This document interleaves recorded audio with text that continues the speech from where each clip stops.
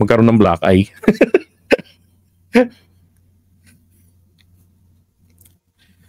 Good morning po sa inyo mga kapatid. Alam nyo ba, merong balita na na nagagalit po ang China sa nangyari pong matinding pagkapahiya nila.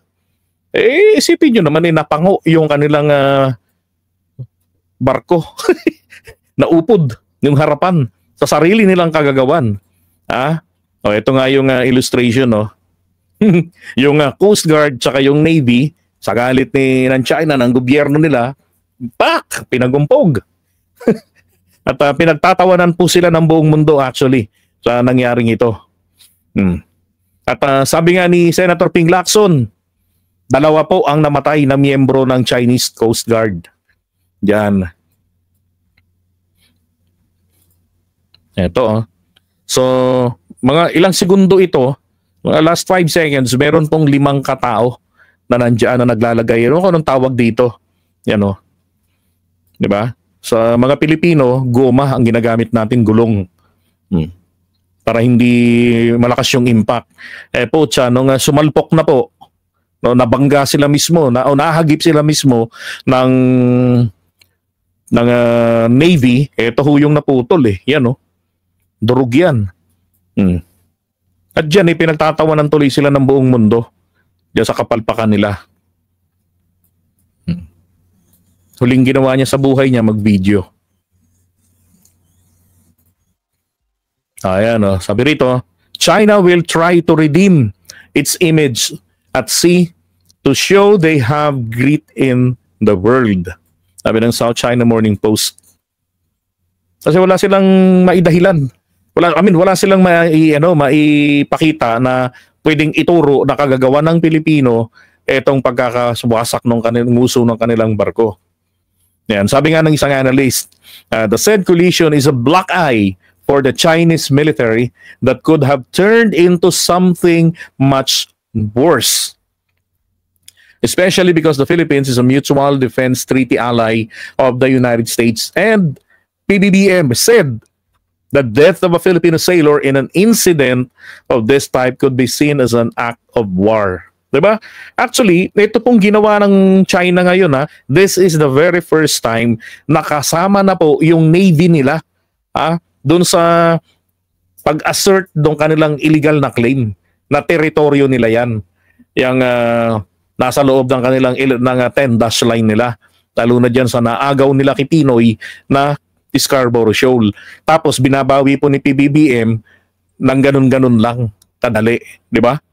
Pinupuntahan ng mga Pilipino, ina-assert natin yung ating legitimacy dyan na hindi nyo ito naagaw sapagkat labag yan ayon doon sa UNCLOS at ayon doon sa arbitral ruling na hindi naman nila parehong nirerespeto. Kapansin-pansin yung paggamit nila dyan ng Navy at saka yung klase nung yung pagbangga. Ako talaga, ang paniwala ko talaga, plano talaga nilang banggain mismo, wasakin dyan, palubugin yung barko ng Philippine Coast Guard. Sabi na PLA destroyer could have struck the much smaller Philippine Coast Guard ship instead. Siyempre, dadahilan nila, hindi, lumubog, nawasak kasi nabangga, na sumalpok sa amin maliit, lumubog. Diba? Di namin kasalanan. So, sinusubukan po talaga nila kung ang gagawin ni PBBM ay yung mutual defense treaty natin, di ba? Gagamitin. At ituturing ito as an act of war. Yun ang gustong mangyari rito ng China. Para humasubukan din na totoo ba na tutulong ang Amerika sa Pilipinas? Kasi marami tayong mga gagong mga kababayan dito, mga influencers na mga bayaran ng China. Sabi nga ni JV Ejercito, di ba? 7 million pesos ang bayad sa kanila. We're not sure kung as a package or individual yan. Kasi yung mga yan, kung mapapansin nyo at nakikita nyo sila sa mga rally, may mga mukhang mayayamanin na yung mga pro-China people na yan gusto nilang makita ngayon na lalo na't etong si Sara, 'di ba? Laging nangunguna sa survey, alam naman ng mga Pilipino, alam naman po nila na yan ay si Sara ay maka-China. So ibig sabihin dahil sa pangunguna lagi ni Sara sa mga surveys, So regardless kahit na siya po ay maka-China, ay baliwala sa mga Pilipino.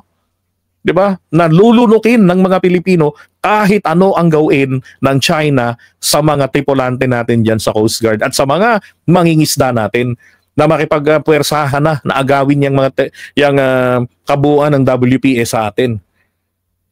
Alam nila na ang sambayanang Pilipino, base sa mga surveys ni Sara, ay hindi papalag kasi Sara lang ang sakalam.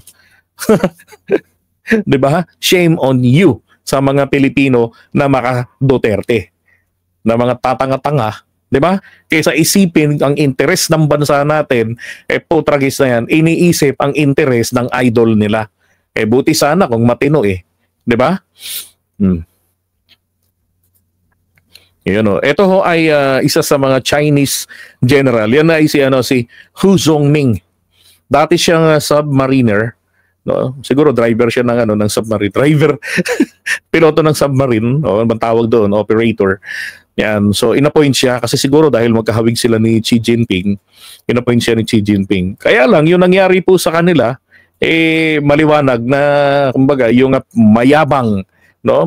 Mayabang na Chinese military at ni Coast Guard nila, nako, nabangasan ng ganun-ganun lang.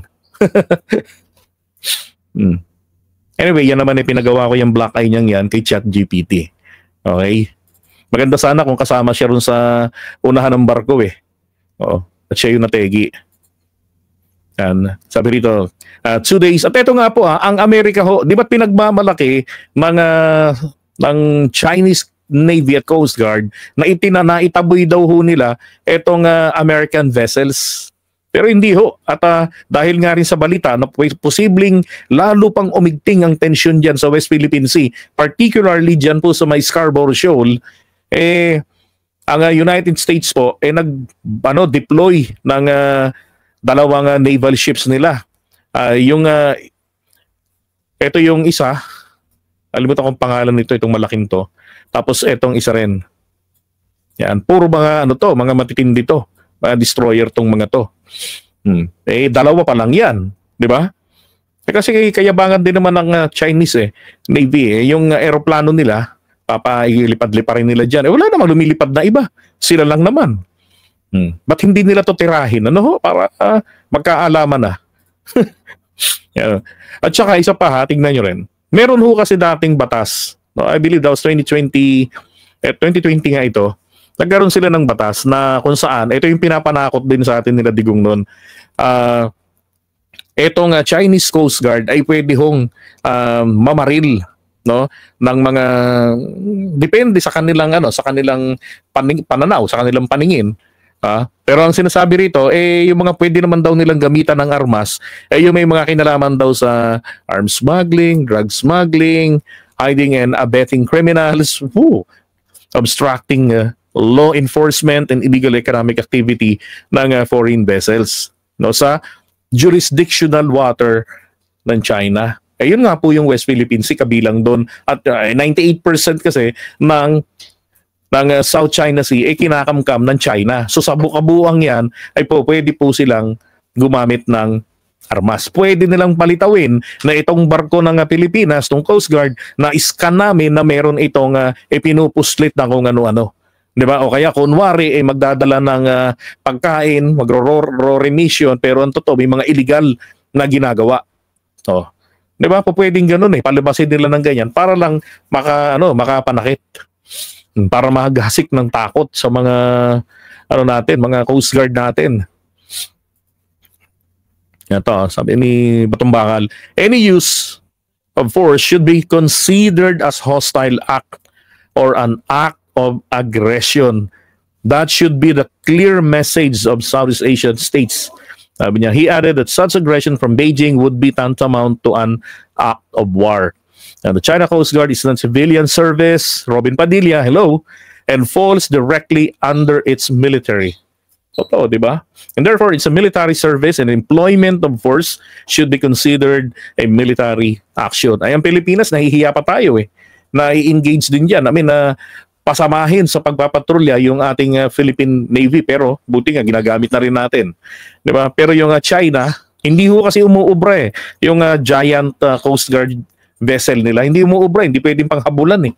O iniikot-ikutan lang ng mga mangingisda, pinaglalaruan lang. Diba? Laging nandun lang sa malalim, hindi makapadpad sa tabi. Ito, last moment nila bago masalpok. Ito yung Coast Guard vessel na 4406. Maliit lang yan. Alam niyo ba, I believe, ito sa Taiwan po ito pag-analyze din po nila, talagang ito. So ito yung Navy. Ito yung sa Pilipinas, no? Philippine Coast Guard. Tapos ito yung yung Chinese Coast Guard. Diba? Galing, no? Inikot-ikutan lang natin.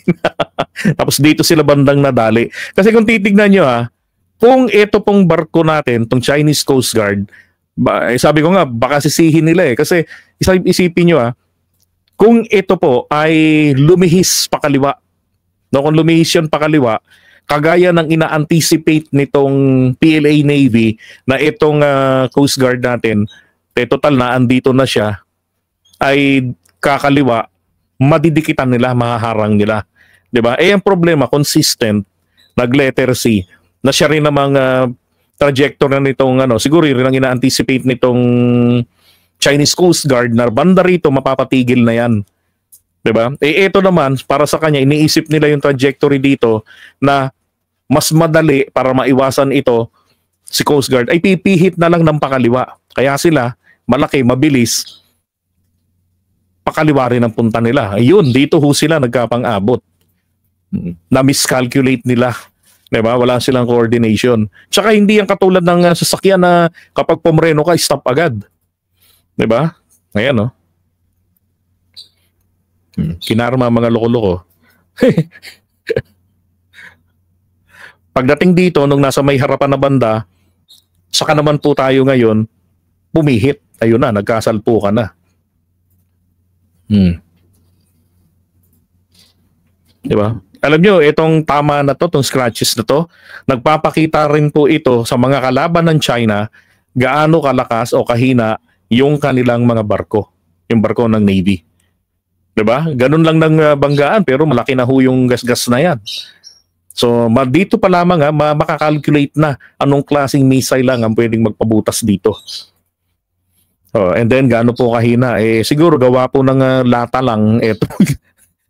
Nguso ng itong barko ng Coast Guard. Pero ang isang inano nila rito yung tao. Nahulog doon sa banggaan na yan. Tapos meron pang isa na tumilapon doon sa dagat. Yan, Then, kalokohan ng mga Pilipino, etong dalawang barkong ito, yung silhouette nila ay ilagay daw. So, barko ng Philippine Coast Guard.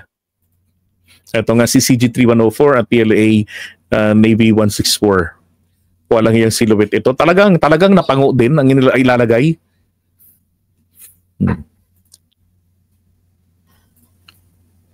Diba? So, dyan, talaga namang ayun nga, tapyas ang uso Discarding marino ba?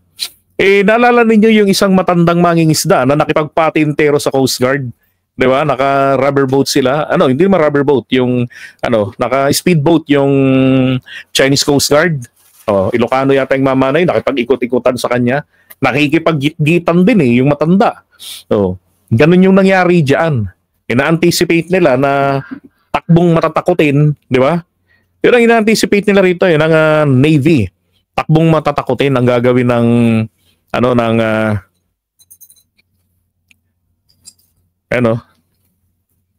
ng Philippine Coast Guard, kaliit-liit, na pagdating dito na nakalagpas na ito ay kakaliwa na lang ito. Kaya sila pumihit pakaliwa. Hindi nila akalain na kung kailan nandito na, diba, biglang saka tayo pipihit ngayon. Ay kasi ang ginagawa nito, kung di nagkakamali, lagi nilang tinatagos-tagusan yung mga nguso nang humahabol sa kanila. Tinakikita nila ng tripulante ng Philippine Coast Guard na mas mabilis kami sa inyo ngayon. Hmm. Kasi kung di ako nagkakamali, nagkaroon ng pagpapalit ng makina eh. Meron diyang pinalitan ng makina na mas mabilis na. Kasi dati nangyayari, kayang-kaya tayong habulin dahil usad pagong yung mga barko natin. Tapos nagkaroon ng upgrading, ito na nga, masyadong mabilis. Yun ang hindi nila na-anticipate. Diba? Two birds without stone ang nangyari, diba?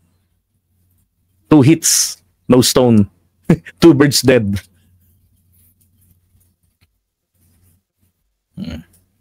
Dahil yan, napango, tapyas yung ganito nila. Ito yung cannon, putol. Di ba? Namatayan pa sila ng dalawa.